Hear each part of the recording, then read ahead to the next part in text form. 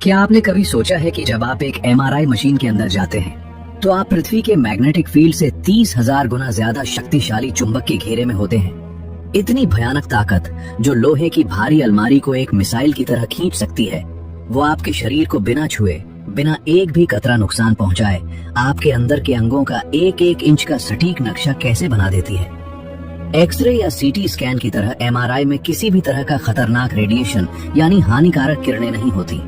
ये सिर्फ चुंबक और रेडियो तरंगों का इस्तेमाल करता है।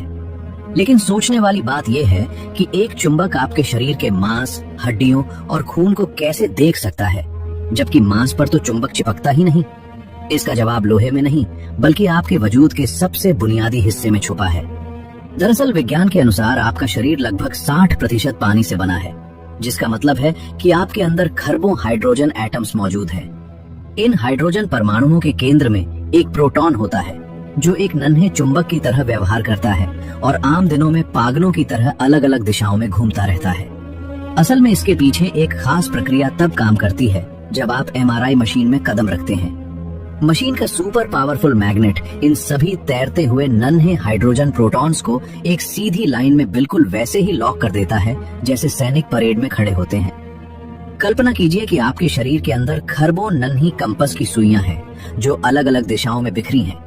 जैसे ही एमआरआई मशीन ऑन होती है, वो सारी सुइयां एक झटके में बिल्कुल सीधी हो जाती हैं। फिर मशीन से एक रेडियो वेव छोड़ी जाती है जो इन सुइयों को धक्का देकर गिरा देती है। लेकिन जैसे ही रेडियो वेव को बंद किया जाता है, ये सुइयां वापस अपनी सीधी पोजीशन में लौटती हैं। अपनी जगह पर वापस लौटते समय ये एक छोटा सा रेडियो सिग्नल छोड़ती हैं, जिसे एमआरआई के सेंसर्स पकड़ लेते हैं।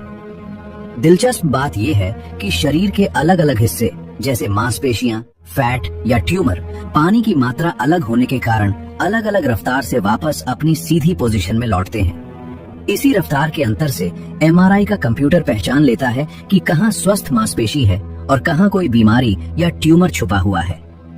सबसे हैरान करने वाली बात यह है कि यह मशीन इतनी संवेदनशील होती है कि अगर स्कैन के दौरान मरीज 1 मिलीमीटर भी हिल जाए तो पूरा 3D नक्शा धुंधला हो सकता है।